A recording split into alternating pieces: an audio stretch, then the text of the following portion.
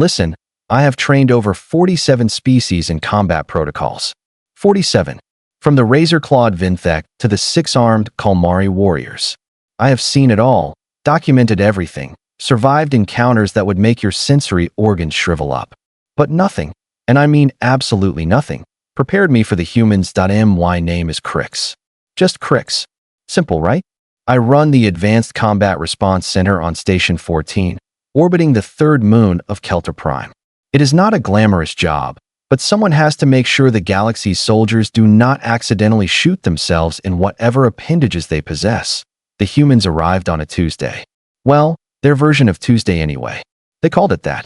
We do not have Tuesdays out here, but apparently humans need to label everything, including arbitrary points in the space-time continuum. There were 12 of them. 12. A full squad, they said. They shuffled off their transport vessel, looking absolutely unremarkable. 2 eyes, 2 arms, 2 legs. Boring symmetry. The tallest one, a female named Marcus, yes, you heard that right, Marcus was her name, stood barely up to my mid-thorax. The shortest one, a male called Vivian, because apparently humans enjoy confusing everyone, reached my lower appendage joint. Welcome to Advanced Combat Response Training, I announced, my translator device working overtime to convert my natural frequency emissions into their primitive soundwave language. I am Instructor Qrix. You will address me as instructor. You will follow every command. You will not die? Probably. The one called Marcus raised her hand. Already? We had been together for 30 seconds. Yes, human Marcus, I said, trying to keep the irritation from vibrating through my vocal modulator. Quick question, instructor, she said, and I noticed several others were smiling. Smiling. Did they think this was amusing? Are the bathrooms nearby? It was a long trip. Bathrooms. Of all the questions. Not about weapons protocols. Not about safety procedures. Bathrooms. Down the corridor, third junction, left side. I replied flatly. Rejoin us in 5 standard minutes. Anyone else need to expel waste products before we begin? 3 more hands went up that I should have requested a transfer right then. The signs were all there. But I am Qrix. I have trained the most dangerous beings in 6 sectors. What could possibly go wrong with a few soft, squishy mammals? Oh, you foolish, naive past version of myself. After the bathroom expedition, which took 7 minutes, not 5, because humans apparently cannot follow simple time instructions, I led them to range 7. This is where we conduct reflexive response training. The concept is simple. Automated defense turrets fire low-intensity plasma rounds at irregular intervals. Trainees must dodge, duck, weave, whatever their species does to avoid getting hit. The plasma is not lethal. It will just hurt. A lot. Character building, I call it. This exercise evaluates your natural reflexes under combat pressure, I explained, watching their faces as the turrets emerged from the walls. Beautiful machines. 12 rotating barrels each, capable of 300 rounds per minute. You will enter the range. The system will begin firing. You will avoid getting shot. Simple, yes? The human called Marcus looked at the turrets, then at me, then back at the turrets. And these shoot actual plasma? Affirmative. Low intensity. Probably will not cause permanent damage. Probably. Statistically speaking, the probability of lasting injury is less than 12%. She nodded slowly. Cool, cool, cool. Just checking. Cool. What was cool about this? The first human entered the range. His name was Tobias, and he had the look of someone who had just woken up from a nap. Messy hair, slightly unfocused eyes, hands in his pockets. Hands. In his pockets. I have seen Vinthek warriors enter this range with full ceremonial battle rage activated, 3 hearts pumping combat stimulants, every muscle tensed for violence. This human looked like he was waiting for public transportation. Begin when ready, I announced through the intercom. Tobias yawned. Actually yawned. Opened his mouth, stretched his jaw, made that ridiculous sound humans make. Then he stepped forward, still moving like he was walking through a market, not a live fire zone. The turrets acquired their target. Red targeting beams painted his chest, his head, his legs. Standard protocol. Give the trainee a 2-second warning before opening fire. Tobias glanced at the beams, tilted his head slightly, like he was considering something mildly interesting. Then the turrets opened fire, Plasma bolts screamed through the air. Superheated death traveling at 300 meters per second. The sound alone makes most species involuntarily evacuate their waste systems. Tobias leaned left. A bolt passed by his right shoulder, so close I could see the heat shimmer on the range cameras. He shifted his weight, ducked under another stream of fire, sidestepped a third cluster of shots, all while maintaining that same bored, half-asleep expression. What in the name of the 7 nebulas? I muttered, my sensory stalks rigid with disbelief. Behind me, my assistant Krell, a nice young Peltorian with excellent organizational skills, was making worried chirping sounds. Instructor, his heart rate. What about it? It has barely elevated. 72 beats per minute. That is resting rate for humans. I checked the biomonitors. Krell was right. Tobias was dodging plasma fire with the physiological response of someone taking a casual stroll. His cortisol levels? Normal. His adrenaline? Barely detectable. Meanwhile, my cardiac systems were working overtime just watching. Another volley. Tobias rolled, came up smoothly, continued forward like nothing had happened. A bolt grazed his uniform sleeve, burning a small hole. He looked at it, frowned slightly, kept moving. Next level, I commanded, increasing the turret firing rate by 40%. The range transformed into a wall of plasma. Impossible patterns. Overlapping fields of fire. I designed this level to be theoretically survivable, but practically impossible. The Vinthek champion lasted 8 seconds before taking a hit. Tobias lasted the full minute. Then he walked out, examined the 3 small burns on his clothing, and said, "That was pretty good. When do we get to the actual combat training?" Actual combat training? Actual. That was actual combat training. I said, my translator probably adding extra vibrations of stress to my words. You were just shot at by 12 automated defense turrets using live ammunition. Right? Yeah, that was fun, Tobias said, yawning again. Another yawn. But when do we practice against moving targets? Or multiple opponents? Or, stuff that shoots back with intent. My upper appendages felt weak. I needed to sit down. Do you know how rarely I need to sit down? Never. I never need to sit down. Next human, I said weakly. Marcus entered. She did some stretches first, touched her toes, rotated her shoulders. The turrets powered up. She noticed, gave them a thumbs-up gesture, whatever that meant, and said, "All right, let's do this." The sequence began. Marcus moved like water. Fluid, efficient, minimal wasted motion. She even hummed something, a tune, while dodging lethal plasma. At one point, she literally checked her fingernails while sliding under a horizontal volley. "Krell," I whispered, "are we sure these are humans? Not some kind of advanced combat synthetic organisms?" Bioscans confirm organic, Instructor. They are definitely humans. This makes no sense. Their reaction times are good, yes, but not exceptional. Their muscle density is average. Their sensory organs are limited. How are they doing this? Krell made a thoughtful clicking sound. Perhaps they have extensive training? Training does not eliminate fear. Training does not prevent adrenaline response. Marcus finished her run. Not a scratch. She walked out, also yawning, covering her mouth politely like this was a social gathering, not a military training facility. "Sorry," she said, noticing my stare. "Didn't sleep great on the transport. The artificial gravity was set weird." Sleep. She was thinking about sleep. While I was having an existential crisis about everything I thought I knew about combat training, the next human was Vivian. Small, compact, looked even less threatening than the others. He entered the range, eating something. Eating. He had a small brown bar, some kind of nutrient supplement, and was chewing it casually. "Human Vivian," I shouted. "You cannot eat during live fire exercises." He swallowed, looked at me through the observation window, shrugged. "It's just a protein bar, Instructor. I get cranky when I'm hungry." Cranky. Of all the concerns. Not injured, not dead, just cranky. The turrets fired. Vivian dodged while taking another bite. Another bite. He moved efficiently, economically, like he had done this 1,000 times before. Which, according to his file, he had not.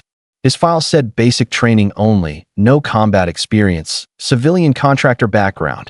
By the 7th human, I stopped counting successful runs. They all passed. Every single one. Some faster, some slower, But all of them moved through that plasma-filled nightmare like it was a mild inconvenience. Like walking through rain. Annoying, sure, but not dangerous, and they kept yawning. Every single one of them yawned at some point. Before, during, or after the exercise. Big yawns, small yawns, polite covered yawns, wide open jaw-cracking yawns. The 10th human, a female named Dakota, actually apologized mid-run for yawning. Apologized, while a plasma bolt passed 3 centimeters from her face. "Excuse me," she said, ducking under another volley. Long day. Long day. It was the beginning of the training cycle. What was long about it? I called a halt after the 11th human finished. I needed answers. My sanity required answers. The entire squad gathered in the briefing area, looking relaxed, chatting among themselves, drinking water from small bottles they carried. I stood before them, all 4 of my visual sensors focused, my translator set to maximum clarity. "Explain," I said simply. They looked at each other. Tobias raised an eyebrow. "Explain what, instructor?" "Everything. Your heart rate's barely elevated. Your stress hormones remained baseline. You dodged plasma fire like you were avoiding raindrops. And, most confusing of all, you kept yawning. Every single one of you. Multiple times. More glances between them. Was that amusement I detected? Were they laughing at me internally?" Marcus spoke up. "Instructor Qrix, with respect, that was a good warm-up exercise. Nice equipment, decent programming on the turrets. But it wasn't particularly stressful. Warm-up? Warm-up. Not stressful." My voice modulator crackled with disbelief. "Those were live plasma rounds. Capable of 3rd-degree burns. Potential permanent scarring. 12% chance of lasting injury." "Right. But they were predictable," Vivian added, finishing another one of those protein bars. "The turrets telegraph they're targeting 2 full seconds before firing. The plasma bolts travel in straight lines. No variance in velocity. Once you see the pattern, it's just repetition." Pattern. I felt my support limbs trembling. There are 47,000 possible firing combinations programmed into that system. Randomized selection. No pattern. Dakota smiled. It was not a mean smile, more like someone explaining something obvious to a child.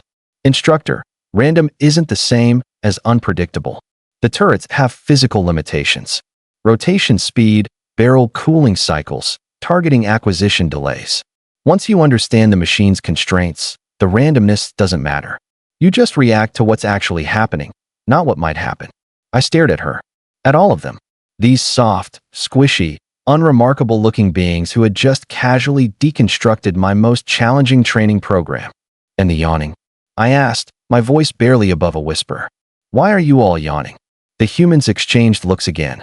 Then Tobias spoke, and his words would haunt me for the rest of my career. "Instructor, we're tired. We just traveled 3 days through subspace.